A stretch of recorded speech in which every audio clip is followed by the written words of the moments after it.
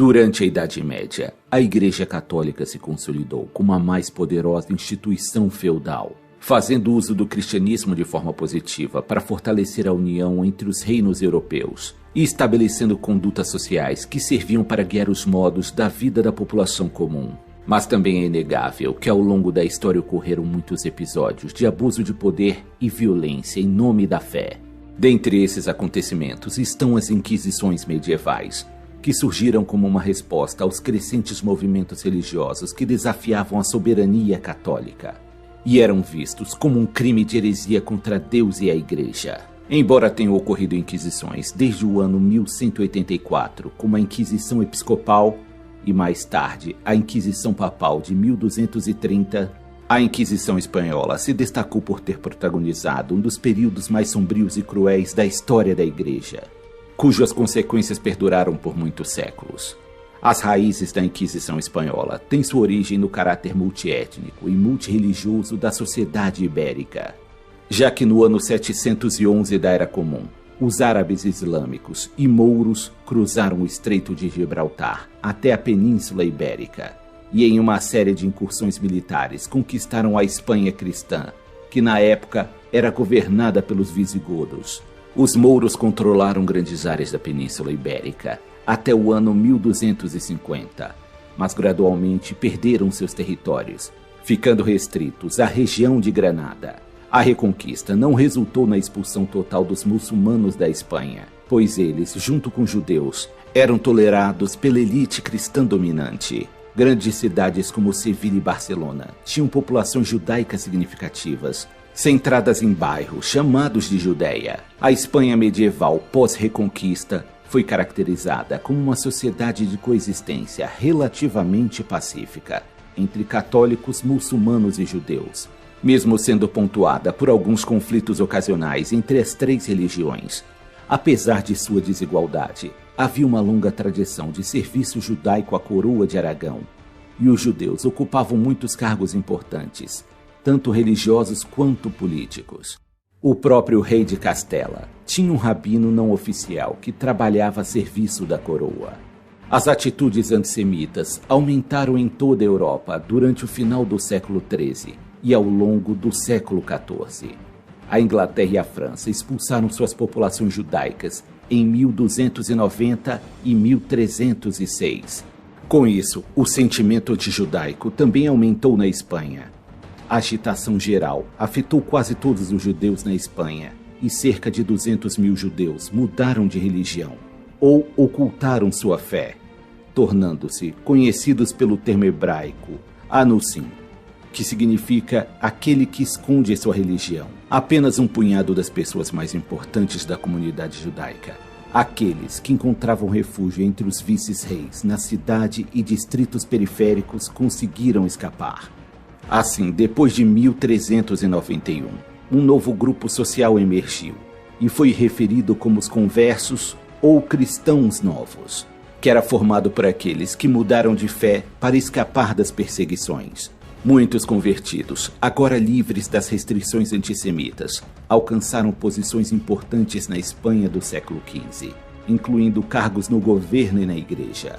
No entanto, os judeus recém-convertidos ao cristianismo despertavam muita desconfiança por parte da população católica, já que eram vistos como traidores de sua antiga fé, e muitos ainda praticavam secretamente suas orações e dogmas religiosos.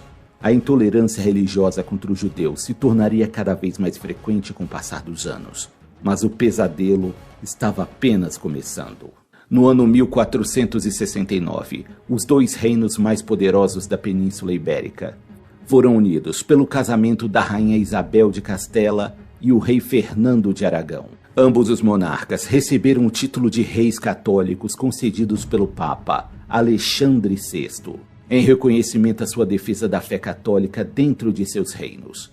Existem muitas teorias sobre quais foram as verdadeiras razões que levaram Fernando e Isabel a proclamarem uma Inquisição. As hipóteses variam entre a necessidade de ganhar apoio político da população cristã, reduzir o poder financeiro e influência judaica na sociedade espanhola, ou mesmo buscar cumprir uma missão religiosa, expulsando aqueles que eram considerados hereges pela Igreja, e assim criar um reino totalmente cristão na Espanha. Em 1478 foi estabelecido o Tribunal do Santo Ofício da Inquisição, recebendo autoridade para operar na Espanha e em todas as colônias e territórios espanhóis.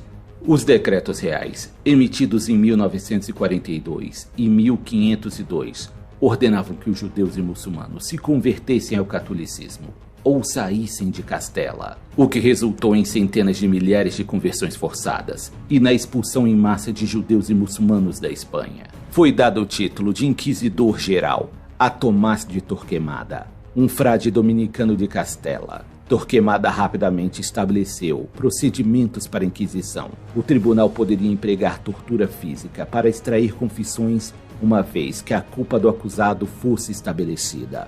Devido ao uso generalizado de tortura para extrair confissões e a defesa de queimar na fogueira os culpados, o nome de Torquemada tornou-se sinônimo de crueldade, intolerância religiosa e fanatismo. Muitas pessoas foram detidas em prisão preventiva, acusadas de cometer alguma forma de heresia, e ocorreram muitos casos de encarceramentos prolongados, com duração de até 2 anos, antes que as autoridades inquisidoras examinassem o caso. Podia ser considerado crime de heresia a prática de bruxaria e superstições, a blasfêmia contra o nome de Deus, ou o questionamento contra a santidade da Igreja, além das práticas de sodomia, bigamia ou até mesmo a prática de outras formas de cristianismo, como o protestantismo e a ortodoxia. Diversos métodos de tortura foram aplicados durante a Inquisição Espanhola. O objetivo dos torturadores era extrair uma confissão de heresia por parte do prisioneiro.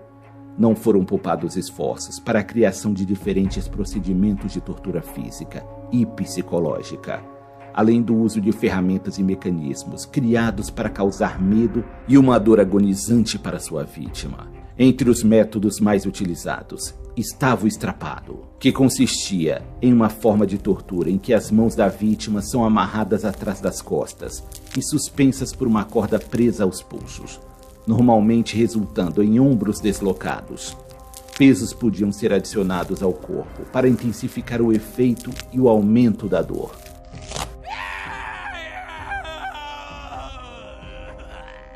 O cavalete também foi amplamente utilizado durante a Idade Média. Uma pessoa seria presa a uma tábua nos pulsos e tornozelos com algum tipo de algema. Então, correntes seriam presas às algemas.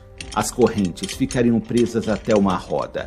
À medida que as correntes eram apertadas, o corpo se esticava e as articulações, ligamentos e tendões estalavam, rachavam e se partiam.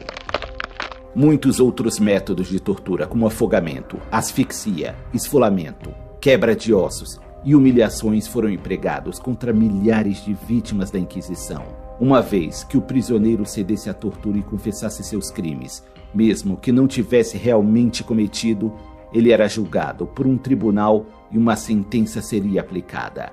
A sentença poderia variar entre o confisco de todos os seus bens, que seriam transferidos para a coroa e a igreja, ou a morte por tortura em praça pública. A Inquisição perdeu sua força e importância em toda a Europa com o passar dos séculos.